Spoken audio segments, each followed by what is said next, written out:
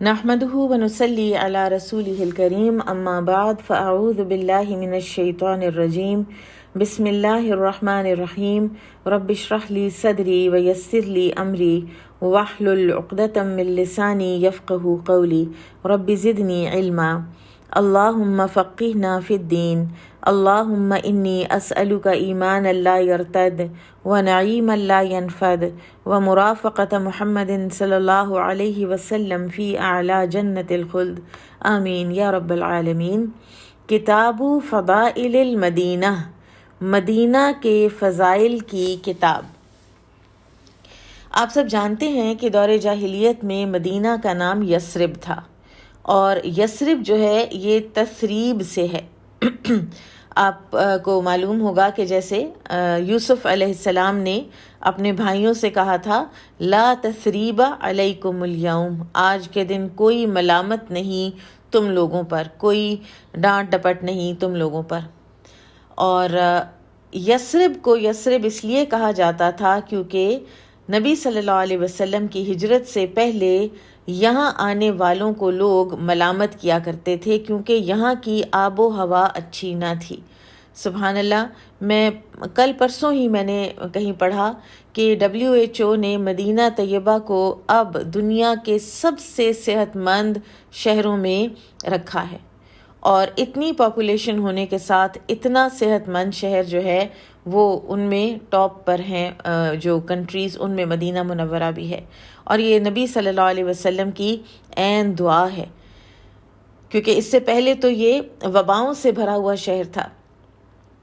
اب جب نبی صلی اللہ علیہ وسلم یہاں تشریف لے آئے اور یہ نبی صلی اللہ علیہ وسلم کا مہاجر بن گیا، ٹھیک ہے، آپ صلی اللہ علیہ وسلم مہاجر تھے، یہاں ہجرت کر کے تشریف لائے، اور وہ جگہ جہاں آپ تشریف لائے تو وہ آپ کا مہاجر بن گیا۔ اور اس جو جگہ ہے اس کے پھر مختلف نام رکھے گئے۔ طبرانی کی ایک روایت ہے کہ نبی صلی اللہ علیہ وسلم نے فرمایا ان اللہ امرنی ان اسمی المدینۃ طیبہ، کہ مجھے اللہ نے حکم دیا کہ میں اس کا نام طیبہ رکھ دوں۔ اور ایک اور روایت میں ہے کہ اللہ تعالیٰ نے مدینہ کا نام طابہ منتخب کیا ہے۔ طیبہ اور طابہ دونوں تو سے، دونوں کے معنی پاکیزہ اور خوشگوار کے ہیں۔ اور آپ کو یاد ہوگا کہ جب غزوہ خندق ہوا اور پھر ایک مسلمانوں کے اوپر چڑھائی کر لی، اتنی زیادہ فورسز نے، عربز کی کبھی بھی اتنے زیادہ فورسز ایک جھنڈے تلے نہیں اکٹھے ہوئے تھے، تو اس وقت پھر منافقین نے کہنا شروع کر دیا اے یثرب کے لوگوں واپس لوٹ چلو، کیونکہ وہ ہر اس چیز کو چھوڑنا چاہتے تھے کہ جو نبی صلی اللہ علیہ وسلم کے ساتھ ریلیٹڈ تھی، تو انہوں نے اس نام کو بھی ڈراپ کر دیا اور پچھلے پرانے نام پر چلے گئے۔ تو لہٰذا اب یہ پسندیدہ نہیں ہے کہ اس کو یثرب کہا جائے۔ آج کل ہماری کئی نعتوں میں پھر بھی کہہ دیا جاتا ہے، تو یہ کوئی پسندیدہ بات نہیں ہے۔ پھر اسی طرح سے یہ جو مدینہ ہے اس کو طابہ اور طیبہ، جس کے معنی پاکیزہ اور خوشگوار کے ہیں، یہ اس لیے بھی اس کو کہا جاتا ہے کیونکہ دل اور ذہن یہاں آ کر ایک سکون، اطمینان اور خوشگواری کا احساس پاتے ہیں۔ تو رسول اللہ صلی اللہ علیہ وسلم نے مدینہ کے لیے دعا کی تھی کہ اے اللہ، ابراہیم علیہ السلام تیرے خاص بندے، تیرے خلیل اور تیرے نبی تھے، میں بھی تیرا بندہ اور تیرا نبی ہوں۔ انہوں نے مکہ کے لیے تجھ سے دعا کی اور میں مدینہ کے لیے تجھ سے ویسی ہی دعا کرتا ہوں اور اس کے ساتھ مزید اتنے کی دعا کرتا ہوں۔ تو ابراہیم علیہ السلام کی جو دعا ہے کہ یا اللہ، میں نے اس بے آب و گیا وادی میں اپنے اہل و عیال کو یہاں بسایا ہے، تو لوگوں کے دلوں میں ان کی محبت اور الفت ڈال دے، اور یہاں ان کی ضرورت کے مطابق پھل مہیا کر، اور امن اور سلامتی اس جگہ کی مقدر فرما۔ تو اسی طرح رسول اللہ صلی اللہ علیہ وسلم نے خیر و برکت کے لیے، مدینہ کی خیر و برکت کے لیے جو دعا فرمائی وہ یوں تھی کہ اے اللہ، مدینہ طیبہ میں مکہ مکرمہ کے اعتبار سے دو چند خیر و برکت عطا فرما۔ بعض جو علماء ہیں وہ یہ کہتے ہیں، اور ان کا اپنا ذاتی تجربہ وہ یہ بتاتے ہیں کہ آپ اگر وہاں جائیں تو ایون مکہ میں یا سعودی عرب کے بھی کسی اور شہر میں آپ ہوں یا اپنے ملک میں آپ ہوں،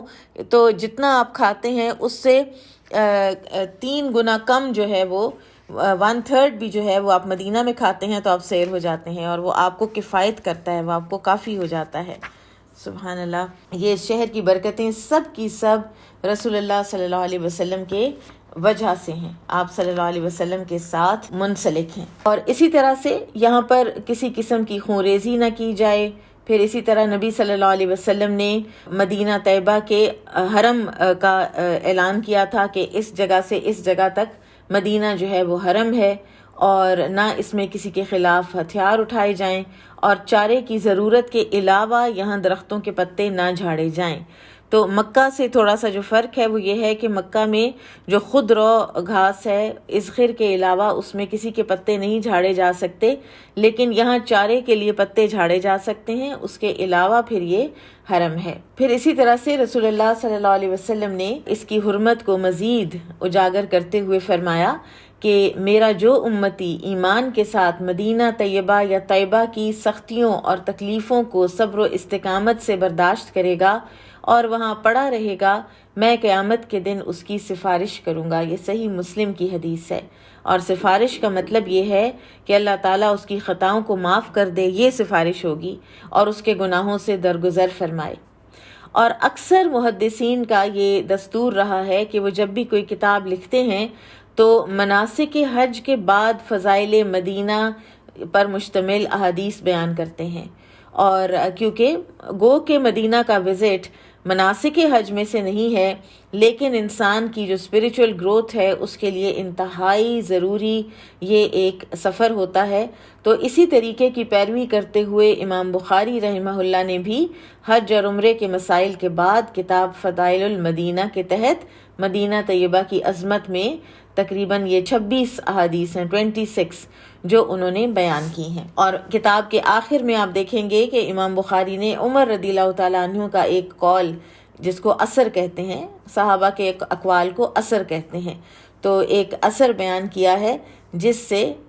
فضائل مدینہ کی جو کتاب ہے اس کا حسن خاتمہ انہوں نے کیا ہے۔ اور اللہ ہمارا خاتمہ بھی ایمان پر کرے، اور ہمارے حق میں بھی عمر رضی اللہ عنہ کی وہ دعا قبول کر لے جو انہوں نے مدینہ کی محبت میں فرمائی تھی۔ کتاب فضائل المدینہ، باب حرم المدینہ، حرم مدینہ کا بیان۔ قال حدثنا ابو النعمان قال حدثنا ثابت بن يزيد قال حدثنا عاصم ابو عبد الرحمن الاحول عن انس رضی اللہ عنہ عن النبی صلی اللہ علیہ وسلم قال المدینۃ، مدینہ حرم، حرم ہے، من کذا الی کذا، فلاں جگہ سے فلاں جگہ تک، لا یقطع، نہیں کاٹا جائے گا، شجرھا، اس کا درخت، ولا یحدث، اور نہیں کوئی بدعت کی جائے گی، فیہا، اس میں، حدث، کوئی بدعت، من احدث فیہا حدثا، جس نے یہاں کوئی بدعت کا ارتکاب کیا، فعلیہ، تو اس پر ہے، لعنت اللہ، اللہ کی لعنت، والملائکتی، اور فرشتوں کی، والناس اجمعین، اور تمام انسانوں کی۔ تو حرم مدینہ کا جو تعین ہے یہاں تو ہے نا کہ من کذا الی کذا، تو صحیح بخاری ہی میں ہے کہ ایک جبل عائر سے لے کر فلاں جگہ تک حرم ہے۔ اسی طرح صحیح مسلم میں ہے کہ جبل عیر سے جبل سور تک حرم ہے۔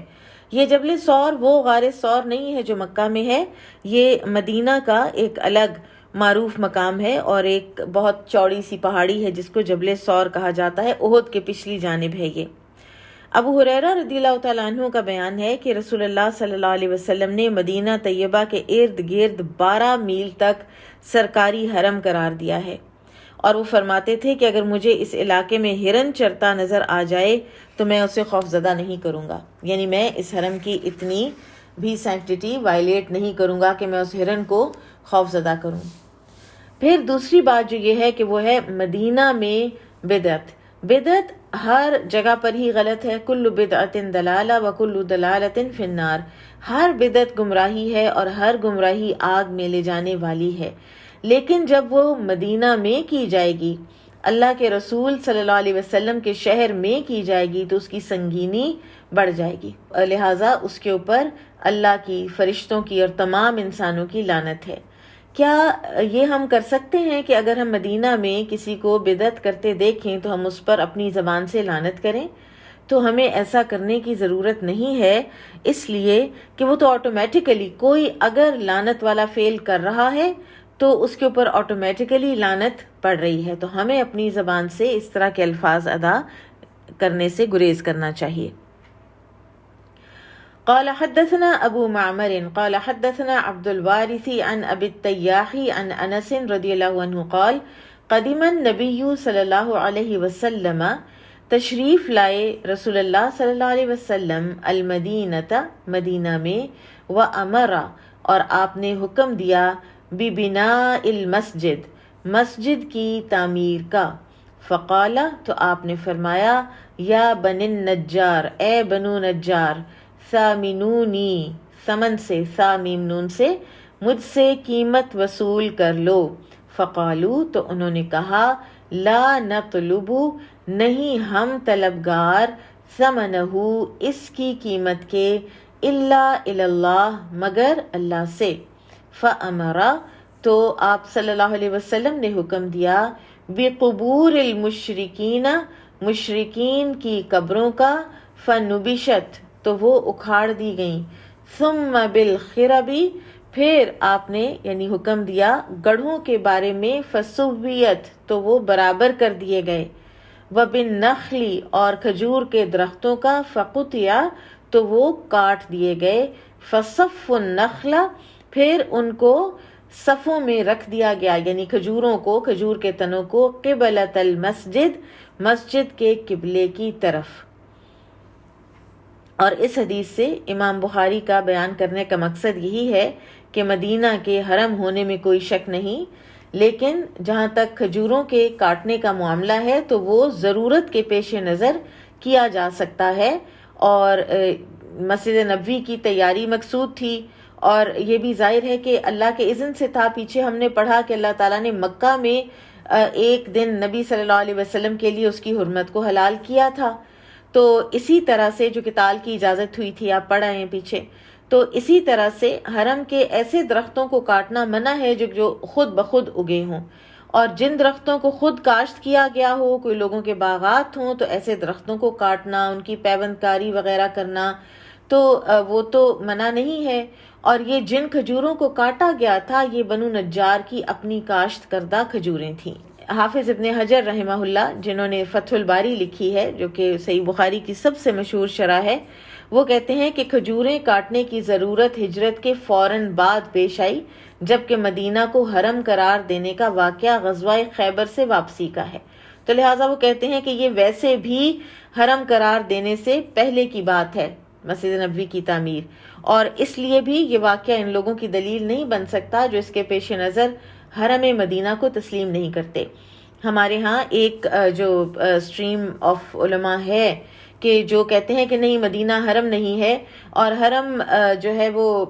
کہنے کا مراد نبی صلی اللہ علیہ وسلم کی یہ تھی کہ یہ بڑی ہی خوشگوار اور مبارک اور بابرکت جگہ ہے، لیکن یہ حرم نہیں ہے مکہ کی طرح، لیکن واضح احادیث ہیں کہ یہ حرم ہے، تو ہم اس کو حرم ہی مانیں گے، اور آج بھی اس کا تقدس اسی طرح مینٹین کیا جاتا ہے۔ میں کچھ دن پہلے ٹی وی پر دیکھ رہی تھی کہ مدینہ کی کسی مسجد نبوی کے قریب جو مارکیٹس ہیں نا، آپ نے دیکھا ہوگا کہ وہاں پہ بھی وہ آرچز سی اسی طرح کی بنی ہوئی ہیں جیسی مسجد کی ہیں، تو ان کے اوپر کر کے کسی کھڑکی کے اندر کوئی چڑیا نے گھونسلہ بنا لیا تھا اور وہ پھنس گئی تھی، اور اتنی ایک اہتمام کے ساتھ وہ پتہ نہیں کوئی کرین منگائی گئی، پھر اوپر گئے، پھر اس چڑیا کو بڑے آرام سے وہاں سے اٹھایا گیا، پھر اس کا گھونسلہ نکالا گیا، پھر اس کو کہیں اور شفٹ کیا گیا، باقاعدہ وہ ٹی وی پر دکھا رہے تھے، اور یہ سب اس لیے تھا کیونکہ حرم مدینہ کا جو ایک تقدس ہے۔ تو یہ کہنا کہ مدینہ حرم نہیں ہے، جو کہ ایک مائنورٹی علماء کا ایک وہ ہے رائے ہے، وہ درست نہیں ہے۔ قال حدثنا اسماعیل بن عبد اللہ قال حدثنی اخی۔ اچھا، ایک اور چیز جو پچھلی حدیث میں جو ابھی ہم نے پڑھی وہ یہ ہے کہ نبی صلی اللہ علیہ وسلم جب مدینہ تشریف لائے ہیں تو پہلا جو آپ صلی اللہ علیہ وسلم کا ایک کام تھا وہ یہ تھا کہ آپ صلی اللہ علیہ وسلم نے مسجد بنائی ہے، اور اس سے یہ بات اخذ کی جا سکتی ہے کہ جب بھی کوئی چاہے حکومتیں ہوں، چاہے کوئی بھی کہ چاہے کوئی ہاؤسنگ سوسائٹی ہی بنا رہا ہو چاہے، تو ان لوگوں کو چاہیے کہ وہ سب سے پہلے مسجد بنانے کا اہتمام کریں۔ اسی طرح سے ایک اور اس حدیث سے پتہ چلتا ہے کہ اگر کوئی مشرکین کی قبریں ہوں وہاں پر، ایسی جگہ پر جہاں پہ آپ نے کوئی اس طرح کوئی چیز بنانی ہے، مسجد وغیرہ، تو ان کو اکھیڑا جا سکتا ہے، کیونکہ نبی صلی اللہ علیہ وسلم نے ان قبروں کو اکھیڑنے کا حکم دیا تھا۔ اور جہاں تک مسلمانوں کی قبروں کا تعلق ہے تو حتی الامکان ان کو اکھیڑا نہیں جائے گا، ٹھیک ہے، کیونکہ یہاں تک بھی جیسے شیخ عثیمین تو کہتے ہیں کہ انسان جس زمین میں دفن ہوتا ہے وہ زمین کے اس ٹکڑے کا مالک ہوتا ہے، وہ اب اس کی ملکیت ہوتا ہے، اس کی اتنی سی تو ملکیت رہ گئی ہے، ٹھیک ہے، تو اس سے اس کو ڈسٹرب نہیں کرنا چاہیے۔ اور اگر کوئی بہت ہی زیادہ اس طرح کی کوئی مجبوری آن پڑے تو پھر ایک کنسنسس کے اور مشورے کے ساتھ قبروں کو موو کیا جا سکتا ہے، خاص طور پر کچھ ایسی قبریں کہ جو قبرستانوں کی بجائے کسی ایسی جگہ پر، کسی ایسی پبلک پلیس پر آئسولیٹڈ قبریں کہ جو پھر فار ایگزامپل سڑک بنانی ہے یا کوئی حکومتی ایسا کوئی پروجیکٹ ہے کہ جس میں وہ آڑے آ رہی ہیں تو ان کو پھر شفٹ کیا بھی جا سکتا ہے، لیکن اس طرح سے پورے قبرستانوں کو ڈسٹرب کرنا مسلمانوں کے یہ بالکل بھی جائز نہیں ہے۔ قال حدثنا اسماعیل بن عبد اللہ قال حدثنی اخی عن سلیمان عن عبید اللہ بن عمر عن سعید المقبری عن ابی ہریرہ رضی اللہ عنہ ان النبی صلی اللہ علیہ وسلم قال حرم ما بین، حرام کر دیا گیا جو درمیان ہے لابطی المدینہ، مدینہ کی دو پتھریلے کناروں کے، یعنی دو جو چٹانیں ہیں لاوا والی، علی لسانی، میری زبان سے، قال، اور فرمایا، وَأَتَى النَّبِيُّ، اور آئے نبی صلی اللہ علیہ وسلم کے پاس، یہ راوی جو ہے نا ابو ہریرہ یہ فرما رہے ہیں کہ نبی صلی اللہ علیہ وسلم کے پاس آئے بنی حارثہ، بنو حارثہ، فقال، تو انہوں نے آپ صلی اللہ علیہ وسلم نے فرمایا، اراکم یا بنی حارثہ، میں یہ دیکھتا ہوں اے بنی حارثہ، یعنی میرا خیال ہے اے بنی حارثہ، قد خرجتم من الحرم، کہ تم لوگ حرم سے باہر نکل گئے ہو، ثم التفت، پھر آپ نے دوبارہ توجہ فرمائی، ذرا مزید غور فرمایا، فقالا، پھر فرمایا، بل انتم فیہ، نہیں تم لوگ اندر ہی ہو حرم کے۔ لابا جو ہے یہ سیاہ کنکریوں کو کہا جاتا ہے اور اسے حرہ بھی کہتے ہیں، اور یہ مدینہ کے مشرق اور مغرب میں واقع ہیں، جو مشرق میں ہے اس کو حرہ شرقیہ اور جو مغرب میں ہے اس کو حرہ غربیہ کہتے ہیں۔ اب بنو حارثہ جو ہیں یہ قبیلہ اوس کی ایک چھوٹا سا خاندان تھے، ان کی ایک شاخ تھے، ایک چھوٹا سا خاندان تھے، اور دور جاہلیت میں یہ لوگ بنو الاشہل کے ساتھ رہتے تھے۔ بنو الاشہل جو ہے یہ قبیلہ ہے جو سعد بن معاذ رضی اللہ عنہ کا ہے، اور جب ان میں جنگ ہوئی آپس میں تو بنو حارثہ شکست کھا کر خیبر کی طرف چلے گئے اور وہیں رہنے لگے، پھر کچھ عرصے کے بعد صلح ہوئی تو واپس آ گئے، تو جب یہ واپس آ کے جہاں آباد ہوئے تو اس جگہ کو نبی صلی اللہ علیہ وسلم نے پہلے تو فرمایا کہ تم حرم سے باہر ہو، پھر غور و خوض اور سوچ بچار کے بعد فرمایا کہ نہیں تم لوگ حرم کے اندر ہی ہو۔ بہرحال رسول اللہ صلی اللہ علیہ وسلم نے مدینہ کے آس پاس کے علاقے کو حرم قرار دیا۔ امام بخاری کا یہ حدیث لانے کا مقصد یہی ہے۔ یہاں سے ایک اور بڑی خوبصورت بات پتہ چلتی ہے، اور وہ یہ ہے کہ رسول اللہ صلی اللہ علیہ وسلم اس بات میں کوئی آر محسوس نہیں کیا کرتے تھے کہ کبھی اگر آپ صلی اللہ علیہ وسلم کو اپنی رائے کو چینج کرنا پڑتا، رجوع کرنا پڑتا، چاہے خود سوچ بچار کرنے کے بعد، اور چاہے جب تک اگر وہی نہ آئی ہوئی ہوتی تو صحابہ کرام کی کسی نشاندہی کے باعث آپ صلی اللہ علیہ وسلم نے بارہا اپنی جو رائے ہے اس کو تبدیل کیا ہے۔ قال حدثنا محمد بن بشار قال حدثنا عبد الرحمن قال حدثنا سفیان عن الاعمش عن ابراہیم التیمی عن ابیہ عن علی رضی اللہ عنہ قال ما عندنا شیء الا کتاب اللہ، علی رضی اللہ تعالیٰ عنہ نے فرمایا نہیں ہے ہمارے پاس کوئی چیز مگر اللہ کی کتاب، وَهَذِهِ الصَّحِیفَةُ اور یہ صحیفہ، عن النبی صلی اللہ علیہ وسلم جو نبی صلی اللہ علیہ وسلم سے روایت کردہ ہے، المدینۃ اور وہ کیا ہے کہ مدینہ، حرم حرم ہے، ما بین عائر عائر کے درمیان، الی کذا وہاں تک، فلاں مقام تک، من احدث فیہا حدثا جس نے یہاں کوئی بدعت ایجاد کی، او آوا محدثا یا کسی بدعتی کو پناہ دی، فعلیہ تو اس پر ہے لعنت اللہ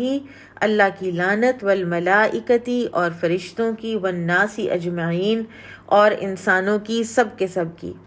لا یقبل منہ نہ قبول کیا جائے گا اس سے، صرف یہاں پر تو انہوں نے صرف ولا عدل کا جو ٹرانسلیشن ہے وہ یہی کیا ہے کہ نہ کوئی نفل عبادت نہ کوئی فرض عبادت، مراد یہ ہے صرف کہتے ہیں پھیرنا، تو ایسا کوئی بھی عمل جو وہ کرے کہ اس سے مجھ سے آگ دوسری طرف پھر جائے، یعنی آگ مجھ سے دور ہو جائے، جو جہنم کی آگ ہے، تو ایسا کوئی عمل اس کا قبول نہیں ہوگا، اور نہ ہی اس کا کوئی عدل، کوئی فدیہ، کوئی بھی عمل چاہے فرض ہے چاہے نفل ہے، کوئی فدیہ ہے، کفارہ ہے، صدقہ ہے، کچھ بھی ہے، وہ قبول نہیں ہوگا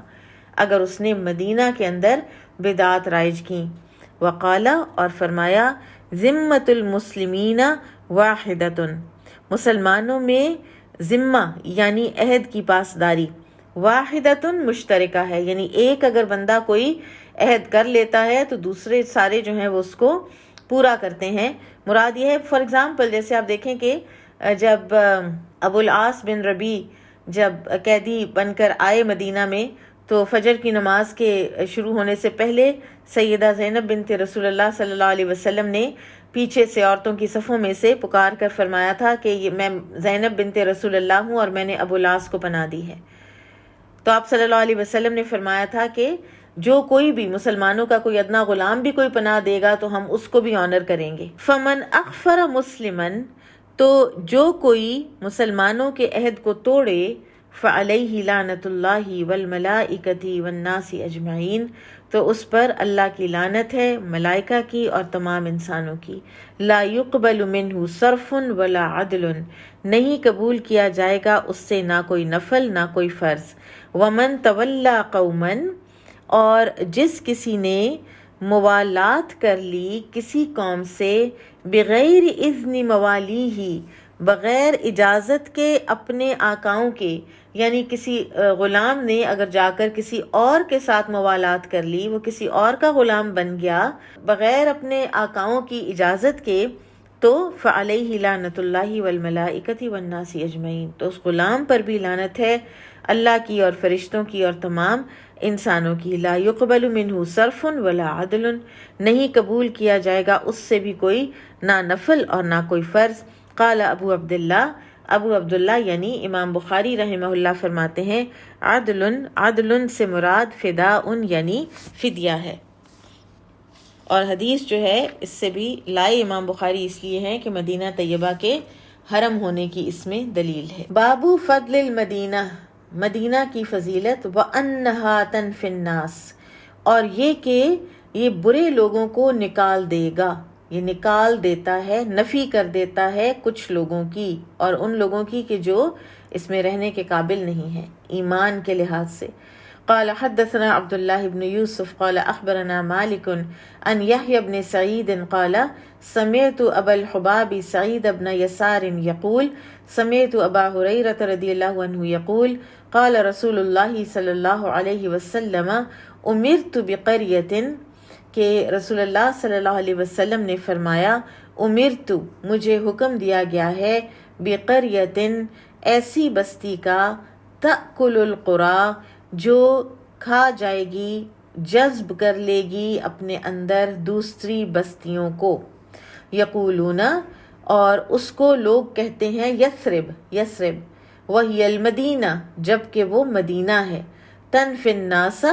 یہ نکال دے گا لوگوں کو، مراد ہے برے لوگوں کو، کما ینفل کیرو خبث الحدید جیسے نکال دیتی ہے الکیر بھٹی، خبثہ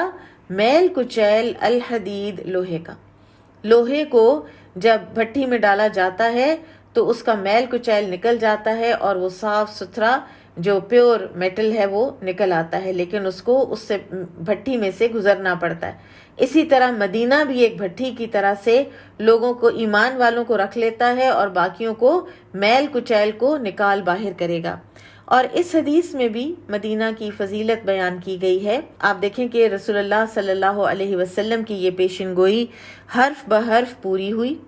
اور مدینہ طیبہ ایک مدت تک ایران، مصر، شام، عراق وغیرہ کا دارالخلافہ رہا، اسلامی لشکروں کا مرکز رہا۔ یہیں سے لشکر روانہ ہوتے تھے، فتوحات ہوتی تھیں، غنائم آتے تھے۔ پھر یہ کہ منافقین اسے یثرب کہتے تھے، اور رسول اللہ صلی اللہ علیہ وسلم نے اس نام کو پسند نہیں کیا، کیونکہ یثرب کے معنی شرمندگی دلانا ہے، اور مدینہ کی شان کے خلاف ہے کہ یہاں پر کوئی بھی نیگیٹو نام اس کے ساتھ اب منسوب کیا جائے یا جو مدینہ جائے اسے شرمندہ کیا جائے۔ تو رسول اللہ صلی اللہ علیہ وسلم نے یہ پسند کیا کہ اس کو مدینہ کہا جائے۔ پھر اس حدیث کا دوسرا حصہ کیا ہے کہ مدینہ طیبہ برے لوگوں کو نکال دے گا۔ تو اس میں یہ نہیں ہے کہ بس کوئی بھی برا لوگ وہاں پہ نہیں ہے، یا یہ کہ وہاں پر جھوٹ نہیں بولا جاتا، ایسی بات نہیں ہے۔ تو علماء نے اس کے مختلف تشریح کی ہے۔ قاضی ایاز لکھتے ہیں کہ یہ حدیث رسول اللہ صلی اللہ علیہ وسلم کے زمانے کے ساتھ خاص ہے، کیونکہ ہجرت اور مدینہ میں اقامت پر وہی صبر کرتا تھا جو کامل الایمان ہوتا تھا۔ اور اس سے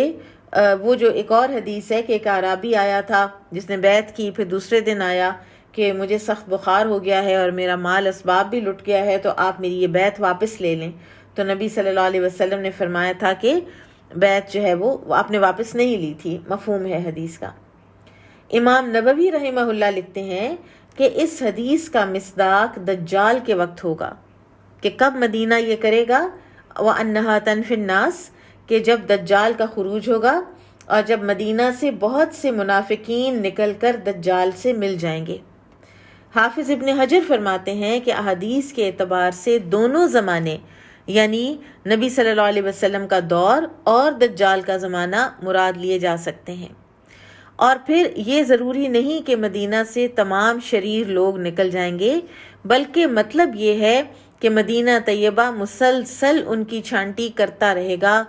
مسلسل وہ وقتاً فوقتاً ایکسپوز ہوتے رہیں گے، اور کچھ اس میں رہ بھی جائیں گے، جیسا کہ قرآن میں ہے وَمِنْ أَهْلِ الْمَدِينَةِ مَرَدُوا عَلَى النِّفَاقِ، اہل مدینہ میں کچھ ایسے بھی ہیں جو ابھی تک نفاق پر اڑے ہوئے ہیں۔ اب یہ بھی ضروری نہیں کہ مدینہ سے جانے والے نعوذ باللہ سب لوگ شریر تھے،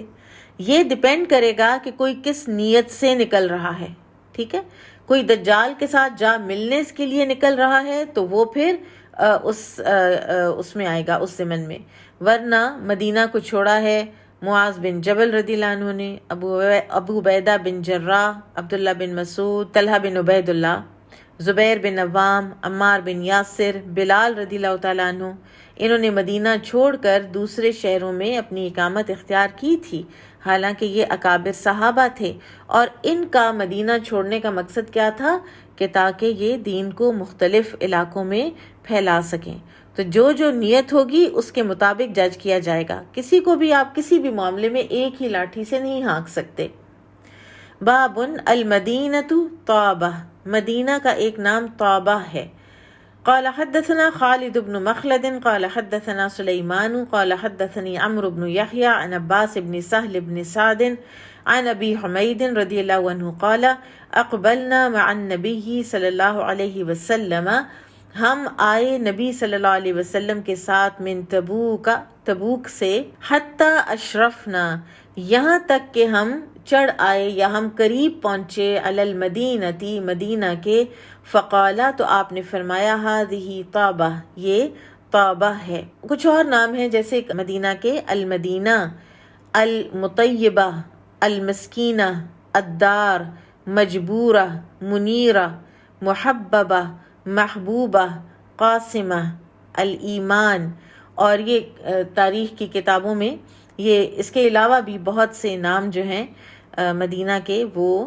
آئے ہیں. اور طابہ جو ہے اس کا نام رکھنے کی علماء نے جو وجوہات بیان کی ہیں وہ یہ ہے کہ یہ پاکیزہ جگہ ہے، اور یہاں پر مسجد نبوی ہے، یہاں پر رسول اللہ صلی اللہ علیہ وسلم کے حجرات ہیں، اور ممبر کے درمیانہ جو خطہ ہے اس کو نبی صلی اللہ علیہ وسلم کی مبارک زبان کے ذریعے سے اللہ تعالیٰ نے جنت کی کیاری قرار دلوایا ہے. تو اس سے بڑھ کر اور خوشگواری کیا ہو سکتی ہے. بابو لابطی المدینہ، مدینہ طیبہ کے دونوں پتھریلے کنارے. قال حدثنا عبد الله بن يوسف قال اخبرنا مالك عن ابن شهاب عن سعيد بن المسيب عن ابي هريرة رضی اللہ عنہ انه كان يقول کہ ابو ہریرہ رضی اللہ تعالی عنہ فرمایا کرتے تھے، لو رأیت الذبأ، اگر میں دیکھوں ہرن، بالمدینتی، مدینہ میں، ترتعو، چرتا ہوا، ما ذعرتها، نہیں میں خوفزدہ کروں گا اس کو. قال رسول اللہ صلی اللہ علیہ وسلم، تو رسول اللہ صلی اللہ علیہ وسلم نے فرمایا، ما بین لابتیہا حرام، جو کچھ اس کے دونوں پتھریلے کناروں کے درمیان ہے وہ حرم ہے. اب یہ جو حدیث ہے نا، اس مختلف احادیث میں جو نام آئے ہیں، جیسے کہیں لابتی آیا ہے، کہیں حرتیہا آیا ہے، کہیں جبلیہا اور مأزقیہا، یہ مختلف الفاظ ہیں جو کہ آئے ہیں، اور ان سب الفاظ میں جو کامن ہے نا وہ یہ ہے کہ مدینہ طیبہ کے پہاڑ عموماً سیاہ ہیں، تو ہرہ، لابا، یہ سب سیاہ پہاڑوں کو ہی کہا جاتا ہے، سیاہ پتھر، پہاڑوں کے سیاہ پتھر یا سیاہ پہاڑوں کا سلسلہ، ٹھیک ہے، تو لہٰذا ان میں کوئی تضاد نہیں ہے آپس میں. بابو من رغب عن المدینہ، جو شخص مدینہ سے اعراض کرے، یعنی اس کے ایمانی کیفیت کے اندر کبھی یہ محبت اٹھے ہی نہیں کہ وہ مدینہ جائے، اس کے دل کے اندر مدینہ کی خواہش ہی نہ پیدا ہو. قال حدثنا ابو الیمانی قال اخبرنا شعیب عن الزہری قال اخبرنی سعید بن المسیب ان ابا ہریرہ رضی اللہ عنہ قال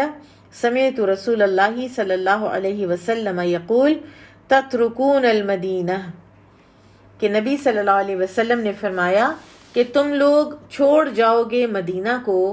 علی خیر ما کانت،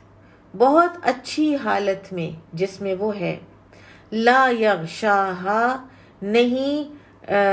لفظی معنی تو بنتا ہے نہیں ڈھانپیں گے اس کو، مراد ہے کہ نہیں باقی رہ جائیں گے اس میں، الا العواف، مگر عواف، یریدو عوافی، اور عوافی سے کیا مراد تھی،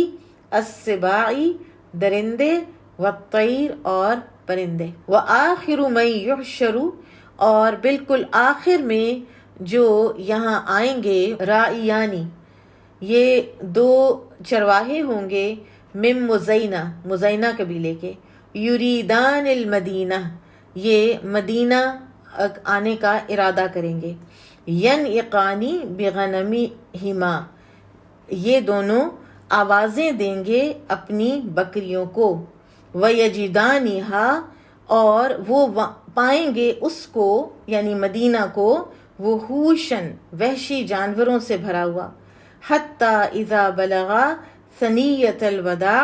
یہاں تک کہ جب وہ دونوں چرواہے ثنیۃ الوداع پہنچیں گے، خر علی وجوہہما، تو وہ دونوں اپنے منہ کے بل گر پڑیں گے.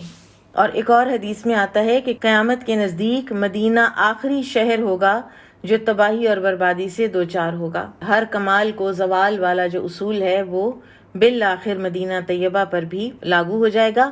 اور اس سے یہ بھی معلوم ہوا کہ قیامت کے بالکل اینڈ تک آنے تک مدینہ طیبہ آباد بھی رہے گا. یہاں پر کچھ جو علماء ہیں انہوں نے یہ بھی کہا ہے کہ یہ جو وحشی درندے اور پرندوں کی بات ہے تو اس میں یہ بھی ہو سکتا ہے کہ یہ مانوی بات ہو کہ انسان ایسے یہاں پہ پھر اس وقت اشرار الناس بس رہے ہوں قیامت سے پہلے، کیونکہ دنیا اشرار الناس سے بھر جانی ہے نا، تو ایسے لوگ ہوں کہ جن کو وحشی درندوں کی سے ایکویٹ کیا جا سکتا ہو. اللہ عالم. قال حدثنا عبد الله بن يوسف قال اخبرنا مالك عن هشام بن عروة عن ابيه عن عبد الله بن الزبير عن سفيان بن أبي زهير رضي الله عنه أنه قال سمعت رسول الله صلی اللہ علیہ وسلم یقول، وہ کہتے ہیں صحابی سفیان بن ابی زہیر کہ میں نے رسول اللہ صلی اللہ علیہ وسلم کو فرماتے ہوئے سنا، تفتح الیمن، یمن فتح کر لیا جائے گا، فیأتی قوم، تو آئیں گے کچھ لوگ، یبسون، اونٹوں کو ہانکتے ہوئے، بسا یبسو ہوتا ہے، بس بس کہہ کر اونٹوں کو ہانکا جاتا ہے اور چلایا جاتا ہے، فیتحملون، اور وہ ساتھ لے کر آئیں گے، باہلیہم، اپنے اہل خانہ کو، ومن اطاعہم، اور ان کو جو ان کا کہا مانے، یعنی ان کی اطاعت میں ساتھ آ جائیں، والمدینۃ خیر لہم، اور مدینہ بہتر ہے ان کے لیے، لو کانوا یعلمون، اگر وہ جانتے ہوتے، وتفتح الشام، اور شام فتح کر دیا جائے گا، فتح کر لیا جائے گا، فیأتی قوم، تو آئیں گے لوگ، یبسون، اونٹوں کو ہانکتے ہوئے، فیتحملون، تو وہ ساتھ لے کر آئیں گے، باہلیہم، اپنے اہل و عیال کو، ومن اطاعہم، اور جو ان کی اطاعت کریں گے، والمدینۃ خیر لہم، اور مدینہ بہتر ہوگا ان کے لیے، لو کانوا یعلمون، اگر وہ جانے، وتفتح العراق، اور عراق فتح کر لیا جائے گا، فیأتی قوم یبسون، تو آئیں گے لوگ اونٹوں کو ہانکتے، فیتحملون باہلیہم، اور ساتھ وہ لائیں گے اپنے اہل و عیال کو، ومن اطاعہم، اور ان کو جو ان کی اطاعت کریں، والمدینۃ خیر لہم، اور مدینہ بہتر ہوگا ان کے لیے، لو کانوا یعلمون، اگر وہ اس بات کو جانیں۔ ایک روایت میں اس حدیث کا جو سبب ہے وہ یہ بیان ہوا ہے کہ جو حدیث کے راوی ہیں نا، سفیان بن ابو زہیر رضی اللہ عنہ، ان کو رسول اللہ صلی اللہ علیہ وسلم نے کسی مہم کے لیے روانہ کیا تھا، اور جب وہ وادی عقیق جو کہ مدینہ کے پاس ہی ہے وہاں پہنچے تو ان کا گھوڑا بیمار ہو گیا، تو یہ واپس آئے اور انہوں نے رسول اللہ صلی اللہ علیہ وسلم سے اپنے گھوڑے کے متعلق عرض کی، تو آپ اس کے لیے گھوڑے کا بندوبست کرنے کی غرض سے نکلے، اور ابو جہم، یہ ایک صحابی تھے، ابو جہم بن حذیفہ رضی اللہ عنہ، ان کے پاس ایک گھوڑا تھا، آپ صلی اللہ علیہ وسلم نے اس کی قیمت پوچھی تو انہوں نے کہا کہ مجھے قیمت کی کوئی ضرورت نہیں، آپ اس کو لے لیں اور جسے چاہیں دے دیں۔ پھر جب آپ صلی اللہ علیہ وسلم وہاں سے واپس ہوئے تو سفیان بن ابو زہیر سے فرمایا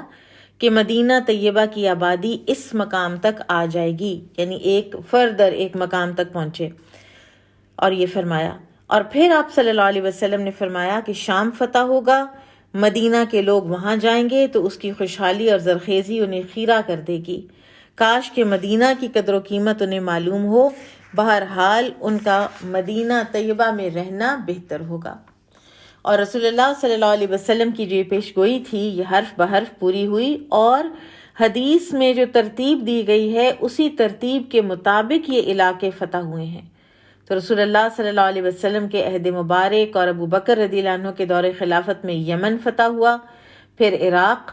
اور لیکن رسول اللہ صلی اللہ علیہ وسلم نے مدینہ سے کوچ کر کے وہاں جانے کو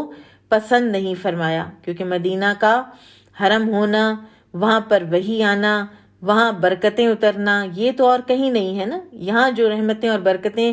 اور نبی صلی اللہ علیہ وسلم کی حیات طیبہ میں اور ان کے بعد بھی ہیں۔ بہرحال مدینہ طیبہ سے نکلنا جو ہے وہ قابل مذمت اس وقت ہے کہ جب کوئی شخص ایسا نفرت اور کراہت کرتے ہوئے کرے،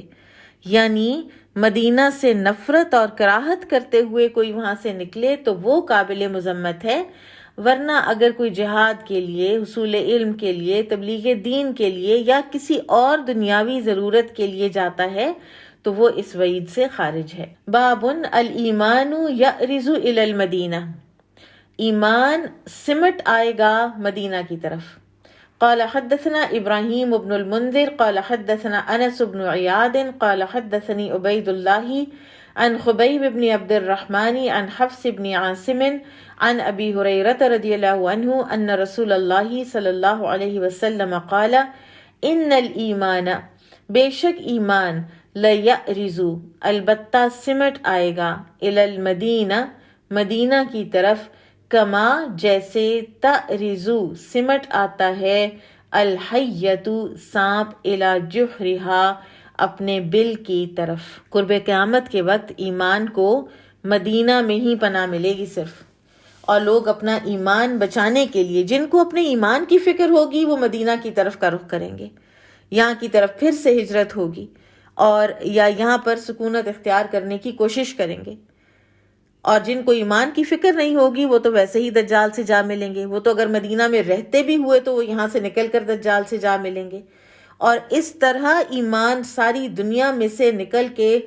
مدینہ میں سمٹ آئے گا، جیسے سانپ اپنے بل سے نکل کر ادھر ادھر پھرتا ہے، پھر کوئی خوف محسوس کرتا ہے تو اپنے بل کی طرف سمٹ آتا ہے۔ اور قرب قیامت میں ایک وقت ایسا آنے والا ہے کہ مدینہ کے علاوہ کہیں بھی کوئی بھی مومن باقی نہیں رہے گا۔ باب اسم من کاد اہل المدینہ، گناہ اس کا جس نے دھوکہ دیا، مکر و فریب کیا اہل مدینہ کے ساتھ۔ قال حدثنا حسین بن حریث قال اخبرنا الفضل عن جعید عن عائشة هي بنت سعد، یہ جو عائشہ ہیں یہ سعد بن ابی وقاص رضی اللہ عنہ کی بیٹی ہیں۔ قالت سمعت سعدا رضی اللہ عنہ قال، کہ انہوں نے فرمایا سمعت النبی صلی اللہ علیہ وسلم یقول، کہ میں نے سنا نبی صلی اللہ علیہ وسلم کو فرماتے ہوئے لا یکید اہل المدینۃ احد، نہیں دھوکہ دے گا کوئی بھی اہل مدینہ کو، الا مگر یہ کہ ان ماع وہ گھل جائے گا، پگھل جائے گا وہ انسان، کما ینماع جیسے پگھلتا ہے الملح نمک، فی الماء پانی میں، یعنی جو کوئی بھی اہل مدینہ سے مکر و فریب کرے گا اللہ تعالیٰ اسے مہلت نہیں دے گا، اور نہ ہی اسے دنیا میں کوئی قدرت نصیب ہو سکے گی۔ اور تاریخ اس بات پر گواہ ہے کہ جس نے بھی مدینہ پر چڑھائی کی اسے دنیا میں کوئی ثبات، قرار، مہلت نہیں ملی، اور اسے جلدی ہی یہاں سے رخصت ہونا پڑا۔ البتہ صحیح مسلم کی حدیث میں ہے کہ اہل مدینہ کے ساتھ فریب کرنے والے کو اللہ تعالیٰ قیامت کے دن آگ میں اس طرح پگھلا دے گا جس طرح نمک پانی میں پگھل جاتا ہے۔ اس سے معلوم ہوا کہ اس حدیث کا تعلق دنیا کے معاملات سے بھی ہو سکتا ہے اور آخرت سے بھی اس کا تعلق ہو سکتا ہے، اور بعض علماء کا تو کہنا ہے کہ اس کا تعلق آخرت ہی سے ہے۔ اور سنن النسائی میں ایک حدیث آئی ہے کہ رسول اللہ صلی اللہ علیہ وسلم نے فرمایا کہ جس نے اہل مدینہ کو خوفزدہ کیا اللہ اسے خوفزدہ کرے گا۔ باب اعطام المدینہ، مدینہ طیبہ کے قلعے۔ قال حدثنا علی بن عبد اللہ قال حدثنا سفیان قال حدثنا ابن شہاب قال اخبرنی عروۃ قال سمعت اسامۃ رضی اللہ عنہ قال اشرف النبی صلی اللہ علیہ وسلم، چڑھے نبی صلی اللہ علیہ وسلم علی اطم من اعطام المدینہ، مدینہ کے قلعوں میں سے ایک قلعے پر۔ اوس اور خزرج نے بھی قلعے بنائے ہوئے تھے، اور قلعے یہود کے پاس بھی تھے، بنو نذیر کے قلعے تھے۔ اگر آپ نے سیرہ پڑھی ہو تو آپ کو علم ہوگا کہ بنو نذیر جو ہیں ان کو جب آپ صلی اللہ علیہ وسلم نے نکالا ہے تو پھر اپنے قلعوں کو انہوں نے توڑا ہے، برباد کیا ہے، اور جو ساتھ لے جا سکے ساتھ لے گئے، اور باقی جگہوں کو توڑا کہ تاکہ مسلمان نہ اس کو بعد میں استعمال کر سکیں۔ خیبر کے قلعے، کعب بن اشرف کا قلعہ، تو ان کی کچھ جو ریمینز ہیں وہ تو ابھی بھی موجود ہیں۔ اور نبی صلی اللہ علیہ وسلم ان قلعوں میں سے ایک قلعے پر چڑھے، فقال تو فرمایا هل ترون ما ارا، کیا تم لوگ دیکھ رہے ہو جو میں دیکھ رہا ہوں؟ انی لارا، بے شک میں دیکھ رہا ہوں، مواقع الفتن، فتنوں کے مقامات، خلال بیوتکم، تمہارے گھروں کے درمیان، کمواقع القطر، جیسے بارش کا قطرہ گرنے کی جگہ نظر آتی ہے۔ تابعہ معمر وسلیمان ابن کثیر عن الزہری، فتنے آپ صلی اللہ علیہ وسلم نے ایسے گرتے ہوئے دیکھے جیسے بارش کے قطرے گرتے ہیں، اور یہ فرمان بھی حرف بحرف پورا ہوا۔ سب سے پہلا فتنہ سیدنا عمر رضی اللہ تعالیٰ عنہ کی شہادت تھی،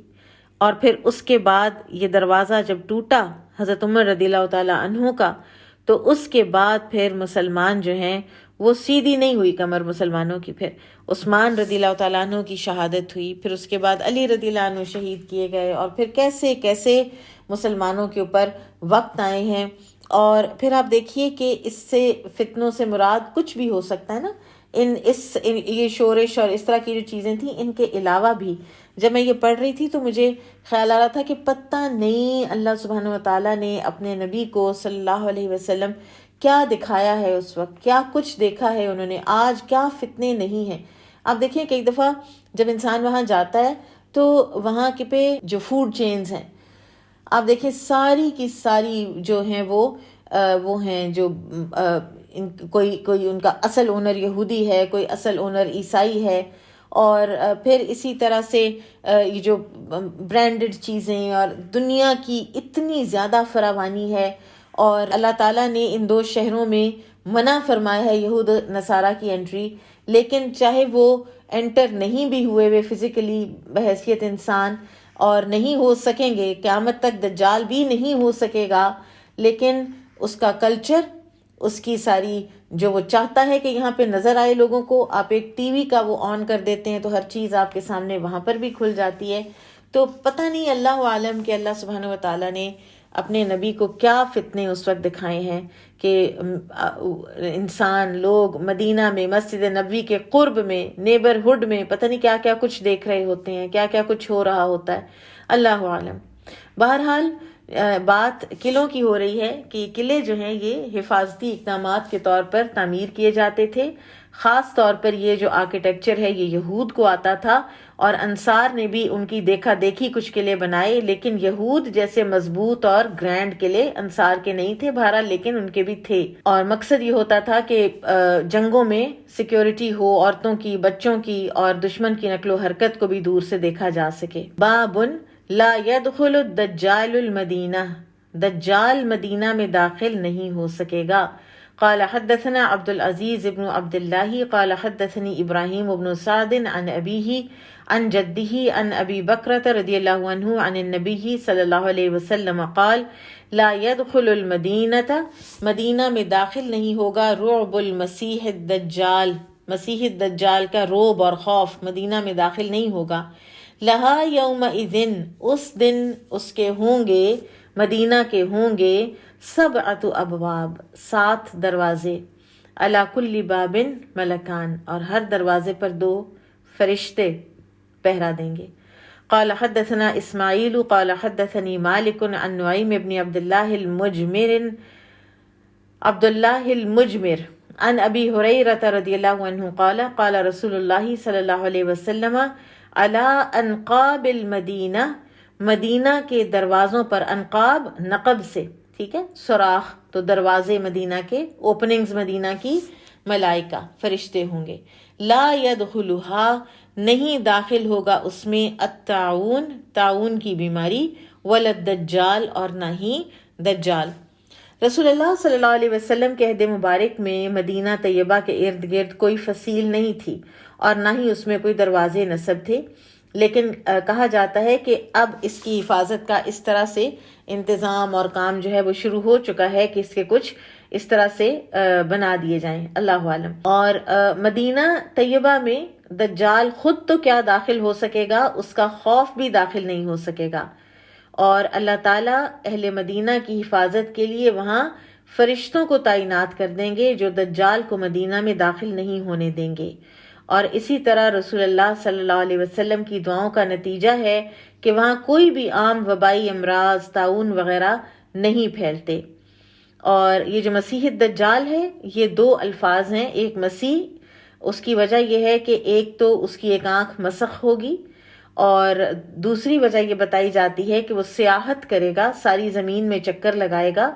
اور دجال، دجل سے، کیونکہ وہ بہت بڑا مکار اور فریبی ہوگا. اللہ تعالیٰ ہمیں اس کے فتنے سے محفوظ رکھے. قال حدثنا ابراہیم بن المنذر قال حدثنا الولید قال حدثنا ابو عمرو قال حدثنا اسحاق قال حدثني انس بن مالک رضی اللہ عنہ عن النبی صلی اللہ علیہ وسلم قال لیس من بلد، نہیں کوئی شہر، الا مگر سیطعوہ، روندے گا اس کو، الدجال، دجال، الا مکہ والمدینہ، سوائے مکہ اور مدینہ کے. لیس لہ من نقابہا، نہیں ہوگا اس کے لیے کوئی دروازہ،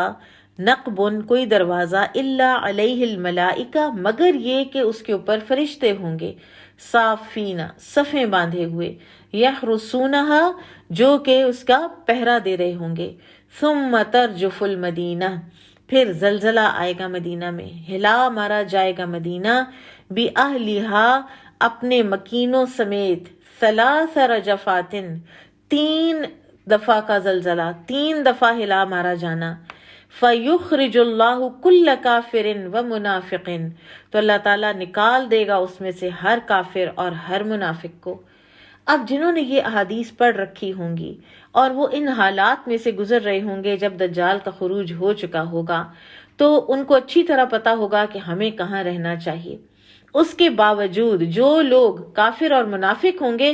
وہ تو مدینہ میں سے خوفزدہ ہو کر، اس زلزلے کی وجہ سے خوفزدہ ہو کر وہ نکلیں گے، اور نکل کے کہاں جائیں گے؟ دجال کے پاس. کیونکہ کافر اور منافق کی تو دنیا ہی تو ہوتی ہے، آخرت کا تو ان کو کوئی یقین ہی نہیں، کوئی کانسیپٹ ہی نہیں، اسی لیے تو وہ یہ عقیدہ رکھتے ہیں. صحیح مسلم میں ہے کہ دجال 40 دن تک اس زمین میں ٹھہرے گا اور اس کا پہلا دن 1 سال کے برابر ہوگا. تو اور اس لیے آپ دیکھیے کہ اس مدت میں اس کا پوری زمین کا چکر کاٹ لینا تو کچھ بھی مشکل نہیں. اور آج آپ دیکھیے کہ دنیا کے ذرائع اور وسائل اتنے ہیں کہ پوری دنیا کا چکر کاٹا جا سکے. ابھی بھی 1 سال سے کم میں کاٹا جا سکتا ہے،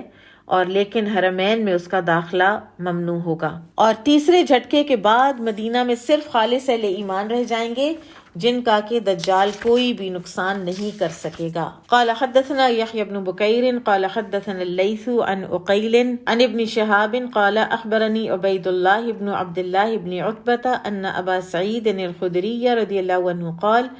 حدثنا رسول الله صلى الله عليه وسلم حديثا طويلا عن الدجال،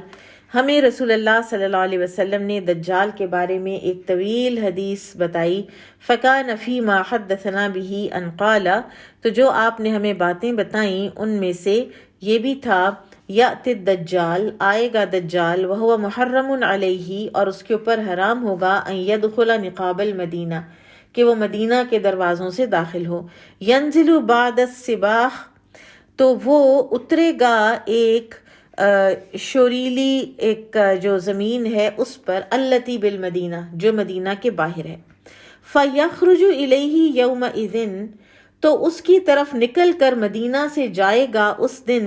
رجل ایک آدمی، ہوا خیر الناس، جو اس وقت بہترین انسان ہوگا، او من خیر الناس، اور یا پھر بہت سے کچھ جو بہت اچھے لوگ رہ گئے ہیں انہی میں سے ایک وہ بھی ہوگا. فَيَقُولُ، تو وہ جا کے دجال کو کہے گا، اشہد انک الدجال، میں گواہی دیتا ہوں کہ تو دجال ہے، الذی حدثنا عنک رسول اللہ صلی اللہ علیہ وسلم،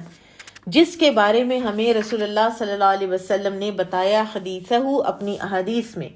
فیقول الدجال، تو دجال کہے گا، ارأیت ان قتلت ھذا، تو دجال کہے گا اپنے ارد گرد کے لوگوں کو کہ تم لوگ یہ دیکھو کہ اگر میں اس بندے کو قتل کر دوں، ثم احییتہ، پھر میں اس کو دوبارہ زندہ کر دوں، هل تشکون فی الامر، تو پھر بھی تم لوگوں کو کوئی شک رہے گا معاملے میں، یعنی پھر تو تم لوگ میری پیروی کرو گے نا کہ میں ہی تم لوگوں کا رب ہوں. فیقولون لا، تو لوگ کہیں گے نہیں، پھر ہمیں کوئی شک نہیں ہوگا. فیقتلہ، تو وہ اس کو قتل کر دے گا. ثم یحییہ، پھر وہ اس کو زندہ کر دے گا. فیقول حین یحییہ، پھر وہ اس سے کہے گا جب وہ اس کو زندہ کرے گا، واللہ، اللہ کی قسم، یعنی وہ آدمی جو نیک آدمی ہے نا وہ زندہ ہو کے کہے گا، واللہ، اللہ کی قسم، ما کنت قط، میں کبھی بھی نہیں تھا، اشد بصیرۃ من اليوم، اس سے زیادہ بصیرت رکھنے والا آج کے دن سے، یعنی میں اب اور زیادہ یقین میں ہو گیا ہوں کہ تو ہی دجال ہے. فیقول الدجال، تو دجال کہے گا، اقتلہ، میں تمہیں قتل کر دیتا ہوں. فلا یسلط علیہ، تو لیکن پھر وہ اس نیک آدمی پر قابو نہیں پا سکے گا. مدینہ طیبہ اور مکہ مکرمہ میں ایسا معلوم ہوتا ہے کہ سرکاری طور پر دجال کا داخلہ جو ہے وہ ممنوع ہوگا، یہ وہاں نہیں جا سکے گا. اور دوسری بات یہ ہے کہ دجال میں اتنی طاقت نہیں کہ وہ کسی کو مار کر دوبارہ زندہ کرے، کیونکہ یہ مردوں کو زندہ کرنے کی صفت تو اللہ تعالیٰ کی ہے، لیکن اللہ تعالیٰ اہل ایمان کا کا امتحان لینے کے لیے دجال کے ہاتھوں یہ کرشمہ ظاہر کرے گا، تاکہ اہل ایمان اور منافقین اور زیادہ الگ الگ چھٹ کر الگ ہو جائیں، کیونکہ یہ جو ایمان والا شخص ہے، خیر الناس جو ہے، یہ کہے گا کہ مجھے اور یقین ہو گیا ہے کہ تو ہی دجال ہے، اس لیے کہ یہ حدیث اس نے پڑھی ہوئی ہوگی نا۔ کتاب الفتن میں یہ جو حدیث ہیں ان کے اوپر دوبارہ گفتگو آئے گی انشاءاللہ۔ باب المدینہ تنفی الخبث، مدینہ برے آدمی کو نکال دیتا ہے۔ قال حدثنا عمرو بن عباس قال حدثنا عبد الرحمن قال حدثنا سفیان عن محمد بن المنکدر عن جابر رضی اللہ عنہ قال جاء اعرابی الی النبی صلی اللہ علیہ وسلم، ایک اعرابی آیا نبی صلی اللہ علیہ وسلم کے پاس، فبایعہ علی الاسلام، تو اس نے بیعت کی اسلام پر، نبی صلی اللہ علیہ وسلم کے ہاتھ پر۔ فجاء من الغد، تو اگلے دن آیا محموما، بخار زدہ، فقالا، تو کہنے لگا اقلنی، آپ بیعت واپس لے لیں مجھ سے۔ فابا ثلاث مرار، تو آپ صلی اللہ علیہ وسلم نے 3 مرتبہ انکار کیا۔ فقالا، پھر فرمایا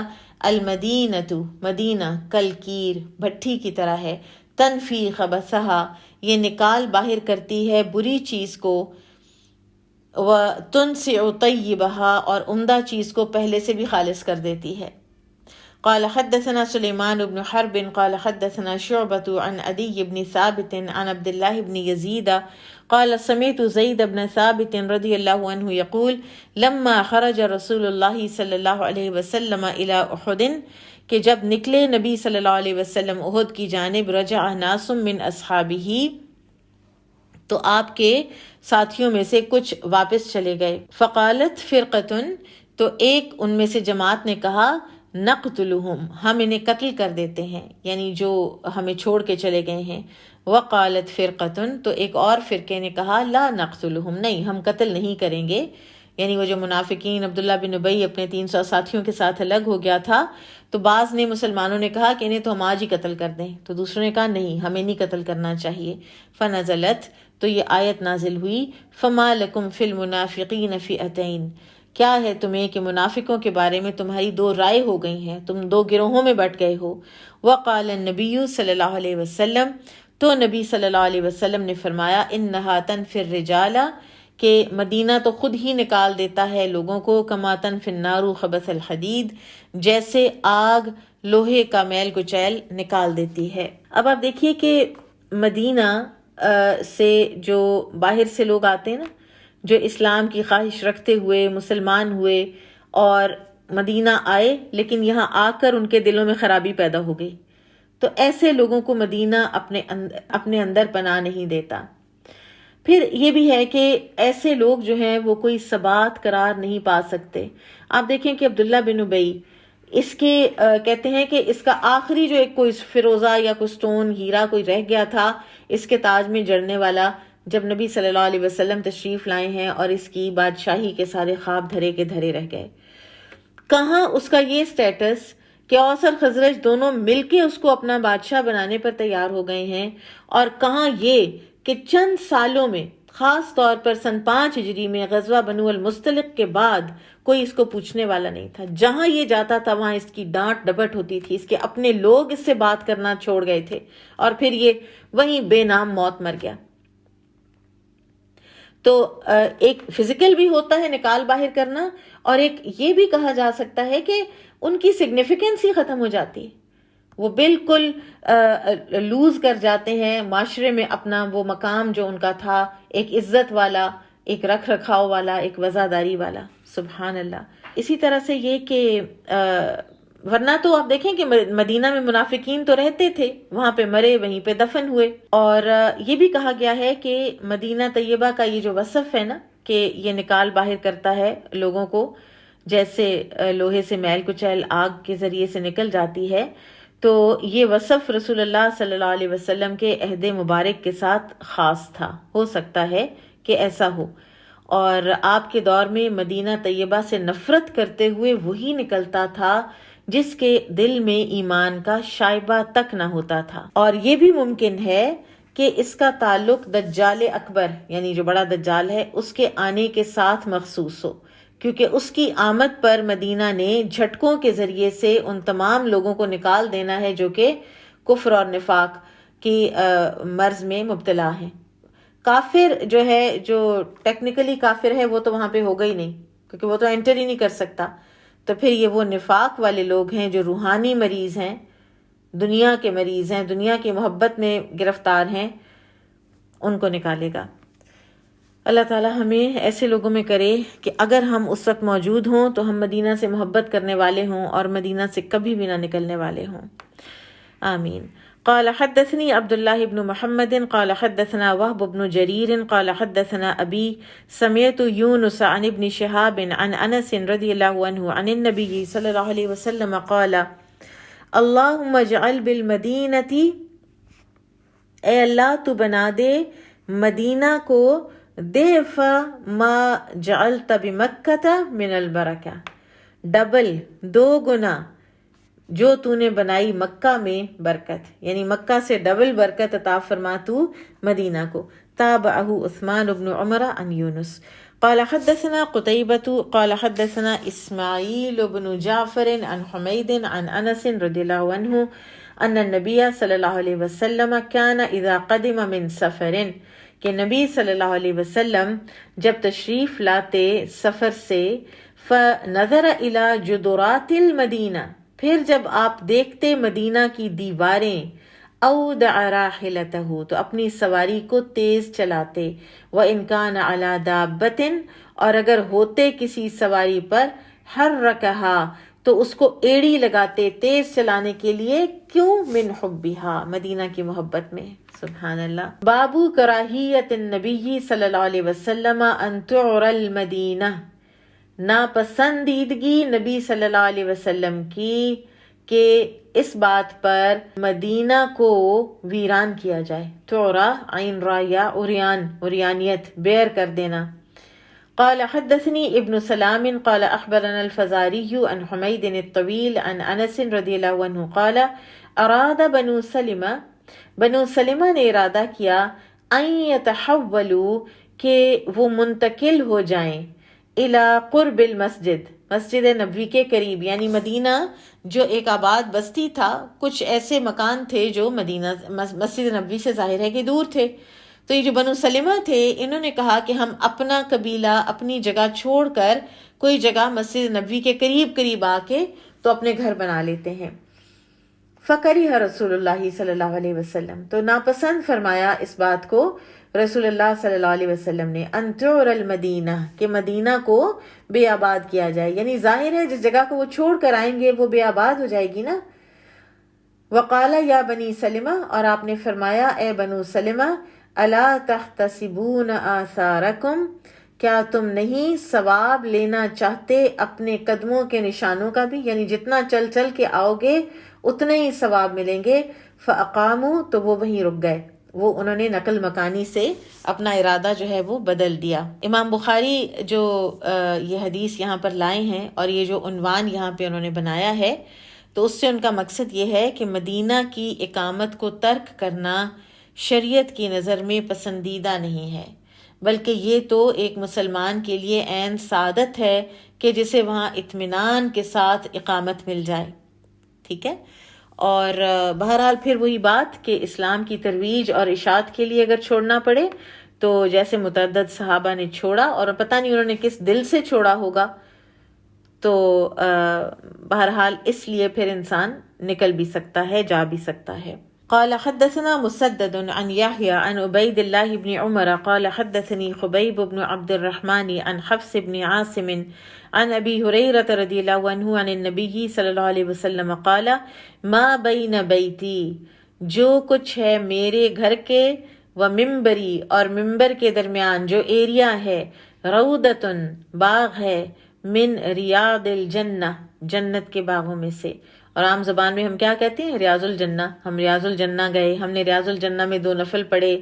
وہ ممبری علی حوضی، اور میرا ممبر میرے حوض پر ہوگا۔ یہ بڑی اہم حدیث ہے اور اس کی حدیث کے شارحین نے کئی مفہوم بیان کیے ہیں۔ مثلا نمبر 1،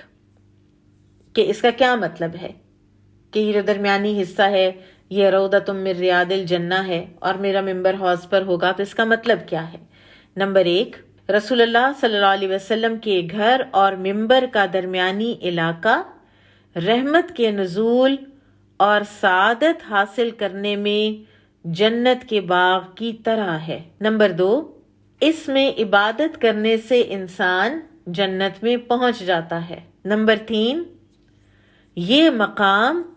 فزیکلی اسی طرح بعین ہی جنت میں منتقل کر دیا جائے گا، یہاں سے اٹھا کر۔ امام بخاری کا مقصد اس حدیث سے مدینہ میں سکونت اختیار کرنے کی ترغیب دلانا ہے، اور آپ کو پتہ نا کہ امام بخاری نے یہ پوری صحیح بخاری 16 سال ریاض الجنہ کے اندر بیٹھ کے لکھی، اور ہر حدیث کو اس میں انٹر کرنے سے پہلے وہ 2 نفل پڑھتے تھے استخارے کے۔ پھر اس حدیث کے آخر میں ہے میرا ممبر میرے حوض پر ہوگا۔ اس کا مفہوم اکثر علماء نے یہ بیان کیا ہے کہ یہی دنیا والا ممبر قیامت کے دن حوض کوثر پر منتقل ہو جائے گا۔ ابن حجر رحمہ اللہ نے اسی معنی کو راجح قرار دیا ہے، اگرچہ کئی اور معنی بھی بیان کیے گئے ہیں۔ اللہ سبحانہ و تعالیٰ سے دعا ہے کہ اللہ تعالیٰ ہمیں قیامت کے دن بھی ریاض الجنہ میں نبی صلی اللہ علیہ وسلم کا دیدار کروائے اور حوض کوثر کا پانی رسول اللہ صلی اللہ علیہ وسلم کے ہاتھوں سے ہمیں نصیب فرمائے۔ قال حدثنا عبید بن اسماعیل قال حدثنا ابو اسامۃ عن ہشام عن ابیہ عن عائشہ رضی اللہ عنہا قالت، عائشہ رضی اللہ تعالی عنہ فرماتی ہیں، لما قدم رسول اللہ صلی اللہ علیہ وسلم، جب تشریف لائے یعنی ہجرت کر کے رسول اللہ صلی اللہ علیہ وسلم المدینہ مدینہ، وعکا بخار نے آ لیا، ابو بکر و بلال ابو بکر اور بلال رضی اللہ عنہم کو، فکان ابو بکر تو تھے ابو بکر، اذا اخذته الحمى جب بخار ان کو آتا، یقول تو وہ کہتے، کل امرئ مسبح فی اہلہ، کل امرئ مسبح فی اہلہ، گھر میں اپنے صبح کرتا ہے ایک فرد ایک بشر، والموت ادنی من شراک نعلہ، جبکہ موت اس کی جوتی کے تسمے سے بھی قریب ہے۔ اور بلال رضی اللہ عنہ کا جب بخار اترتا تو وہ اونچی آواز میں یہ شعر کہتے، وکان بلال اذا اقلع عنہ الحمى یرفع عقیرتہ یقول، عائشہ رضی اللہ عنہ فرماتی ہیں کہ جب بلال رضی اللہ عنہ کا بخار اترتا تو وہ اونچی آواز میں کیا کہتے، الا لیت شعری هل ابیتن لیلہ بواد وحولی اذخر وجلیل وهل اردن یوما میاہ مجنہ وهل یبدون لی شامت وطفیل، کاش پھر مکہ کی وادی میں رہوں میں ایک رات، سب طرف اگے ہوں وہاں جلیل اور اذخر نبات، کاش پھر دیکھوں میں شامہ، کاش پھر دیکھوں طفیل اور پیوں مجنہ کا پانی جو ہے آب حیات۔ سبحان اللہ، اپنا وطن یاد کر رہے ہیں۔ قالا، اور پھر وہ کہتے، اللہم لعن شیبۃ بن ربیعۃ و عتبۃ بن ربیعۃ و امیۃ بن خلف، اے اللہ تو لعنت کر شیبہ بن ربیعہ پر، عتبہ بن ربیعہ اور امیہ بن خلف پر، کما اخرجون من ارضنا، جنہوں نے ہمیں نکالا، جیسے انہوں نے ہمیں نکالا ہماری سرزمین سے، الی ارض الوباء، اس وبا زدہ زمین کی طرف۔ ثم قال رسول اللہ صلی اللہ علیہ وسلم، پھر فرمایا رسول اللہ صلی اللہ علیہ وسلم نے، اللہم حبب الینا المدینہ، اے اللہ ہمیں مدینہ محبوب کر دے، ہمارے دل میں مدینہ کی محبت ڈال دے، کحبنا مکہ، جیسے ہماری محبت ہے مکہ کے لیے، او اشد، یا اس سے بھی زیادہ۔ اللہم بارک لنا فی ساعنا وفی مدنا، اے اللہ ہمارے سا اور مد میں، یعنی جو پیمانے ہیں ناپنے کے، ان میں برکت فرما، وصححھا لنا، اور اس کو یعنی مدینہ کو ہمارے لیے اچھا کر دے، درست کر دے اس کی آب و ہوا کو، وانقل حماہا، اور اس کا بخار منتقل کر دے الی الجحفہ، جحفہ کی طرف۔ قالت، اور وہ فرماتی ہیں، وقدمنا المدینۃ، اور ہم آئے مدینہ، وہیا، اور یہ اوبأ ارض اللہ، یہ اللہ کی زمین میں سب سے زیادہ وبا زدہ زمین تھی۔ یعنی آپ دیکھیں کہ کوئی آتے ہوئے یہ نہیں تھا کہ ہم کسی بڑی پراسپرس فلرشنگ جگہ پہ جا رہے ہیں۔ فکان بطحان، تو جو بطحان کا علاقہ ہے، وادی بطحان ہے، یجری نجلن، وہاں پر ایک نالا تھا جو بہتا تھا، تھوڑا تھوڑا سا پانی اس میں سے آتا تھا، تانی ما ان آجنن، یعنی اس کا جو پانی ہے وہ بساند والا تھا، اس میں سے بو آتی تھی، فریش واٹر نہیں تھا۔ تو اس حدیث سے بھی امام بخاری کا مقصد یہ ہے کہ مدینہ طیبہ میں اقامت رکھنا ایک مومن کی پسندیدہ خواہش ہونی چاہیے۔ اور پھر ایک اور بات جو اس حدیث سے پتہ چلتی ہے کہ وطن سے محبت انسان کا ایک فطری جذبہ ہے، اور رسول اللہ صلی اللہ علیہ وسلم نے اور صحابہ کرام نے اگرچہ اللہ کی رضا کے لیے مکہ مکرمہ چھوڑا، لیکن صحابہ کو شروع میں وطن کی یاد بہت آتی تھی، اور مدینہ کے جو خوراک بھی فرق تھی نا، یہاں تو کھجوریں تھیں مین خوراک، اور وہاں پر گوشت اور روٹی اور یہ چیزیں زیادہ ہوا کرتی تھیں، تو پھر ماحول، آب و ہوا، موسم کچھ بھی موافق نہیں تھا اور انہیں بخار ہو جاتا تھا، تو اس لیے وہ اتنے درد انگیز اشعار پڑھا کرتے تھے اور اپنے جذبات کا اظہار کیا کرتے تھے۔ انہیں مکہ کا ماحول، اس کی گھاس، اس کے پہاڑ، سب کچھ ہی یاد آتا تھا۔ تو رسول اللہ صلی اللہ علیہ وسلم نے پھر دعا کی، اور پھر مدینہ والے جو ہیں وہ اس وبا سے نجات پا گئے۔ وبا جوفا منتقل ہو گئی، جو اس وقت ایک مشرکین کی بستی تھی، اور آج تک مدینہ جو ہے وہ ایسی بابرکت بستی ہے نبی صلی اللہ علیہ وسلم کی دعا کی وجہ سے کہ ساری دنیا کو فیض پہنچاتی ہے۔ قال حدثنا يحيى بن بكير قال حدثنا الليث عن خالد بن يزيد عن سعيد بن أبي هلال عن زيد بن أسلم عن أبيه عن عمر رضي الله عنه قال اللهم ارزقني شهادة في سبيلك واجعل موتي في بلد رسولك۔ سبحان اللہ۔ امام بخاری آخر میں حضرت عمر کا یہ اثر، حضرت عمر کا یہ قول لے کر آئے ہیں۔ وہ یہ دعا کیا کرتے تھے، اللہم، اے اللہ، ارزقنی، مجھے نصیب فرما، شہادتاً، شہادت، فی سبیلک، اپنے راستے میں، وجعل موتی، اور کرنا میری موت، فی بلدی رسولک، اپنے رسول کے شہر میں صلی اللہ علیہ وسلم۔ وقال ابن زريع عن روح بن القاسم عن زيد بن أسلم عن أمه عن حفصة بنت عمر رضي الله عنهما قالت سمعت عمر يقول نحوه،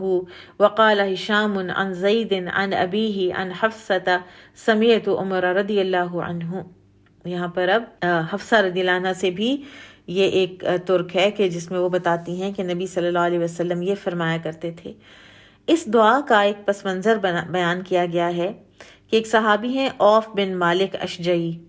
انہوں نے خواب میں دیکھا کہ عمر رضی اللہ عنہ کو شہید کر دیا گیا ہے، تو یہ اپنا خواب حضرت عمر کے سامنے بیان کرتے ہیں، تو عمر رضی اللہ عنہ نے بڑی حسرت سے فرمایا کہ مجھے کیسے شہادت نصیب ہوگی کہ میں تو یہاں جزیرۃ العرب کے درمیان رہائش پذیر ہوں، کیونکہ خلیفہ تھے، تو فرمایا کہ میں خود تو جہاد بھی نہیں کرتا اور اللہ کے بندے ہر وقت میرے پاس آتے جاتے رہتے ہیں اور ہر وقت میرے پاس رہتے ہیں، تو مجھے کیوں کر شہادت نصیب ہوگی؟ پھر کہتے ہیں کہ اگر اللہ نے چاہا تو مجھے انہی حالات میں شہادت سے نواز دے گا۔ اس کے بعد آپ نے وہ دعا کی جس کا اوپر ذکر ہوا ہے، اللہم ارزقنی شہادتاً فی سبیلک واجعل موتی فی بلد رسولک۔ اور آپ کی یہ دعا سن کر آپ کے بیٹے عبداللہ بن عمر یا آپ کی صاحبزادی ام المومنین سیدہ حفصہ رضی اللہ تعالی عنہا نے فرمایا کہ یہ کیسے ہو سکتا ہے، یہ دونوں چیزوں میں تو تضاد ہے، فی سبیل اللہ شہید ہوں اور مدینہ میں بھی ہوں، مدینہ تو حرم ہے، یہاں تو اندر تو ہونے نہیں ہے کوئی قتال۔ تو آپ رضی اللہ عنہ نے فرمایا کہ اللہ چاہے گا تو دونوں باتیں ہو جائیں گی۔ اور پھر حضرت عمر کی اس عجیب و غریب دعا سے لوگ تعجب کرتے تھے کہ یہ دونوں کیسے ہو سکتی ہیں، لیکن آپ دیکھیں کہ یہ دونوں ہی ہوئیں، اور صرف بلد رسولک نہیں، ممبر رسول پر ہوئیں۔ وہ جو ابو لولو فیروز تھا بدبخت، اس نے مسجد نبوی کی محراب میں نماز پڑھاتے ہوئے آپ رضی اللہ تعالیٰ عنہ پر وار کیا، اور آپ کی دعا کو اللہ تعالیٰ نے شرف قبولیت بخشا۔ ہمیں بھی چاہیے کہ ہم یہ دعا کیا کریں۔ چنانچہ مدینہ منورہ میں 26 ذی الحج سن 23 ہجری بروز بدھ نماز فجر پڑھاتے ہوئے سیدنا عمر رضی اللہ عنہ کو شہید کر دیا گیا، اور رسول اللہ صلی اللہ علیہ وسلم کے ساتھ حجرہ مبارکہ میں انہیں دفن کر دیا گیا۔ اللہ تعالی ہمیں بھی اپنے حبیب نبی صلی اللہ علیہ وسلم کے شہر مدینہ طیبہ میں شہادت کی موت نصیب فرمائے۔ وَمَا ذَلِكَ عَلَى اللَّهِ بِعَزِيزٍ وَهُوَ عَلَى كُلِّ شَيْءٍ قَدِيرٌ۔ ایسا کرنا اللہ تعالیٰ پر کچھ بھی مشکل نہیں ہے اور وہ ہر چیز پر قادر ہے۔ بارک اللہ فیکم، سبحانک اللہم وبحمدک، اشہد ان لا الہ الا انت، استغفرک واتوب الیک۔ السلام علیکم ورحمۃ اللہ وبرکاتہ۔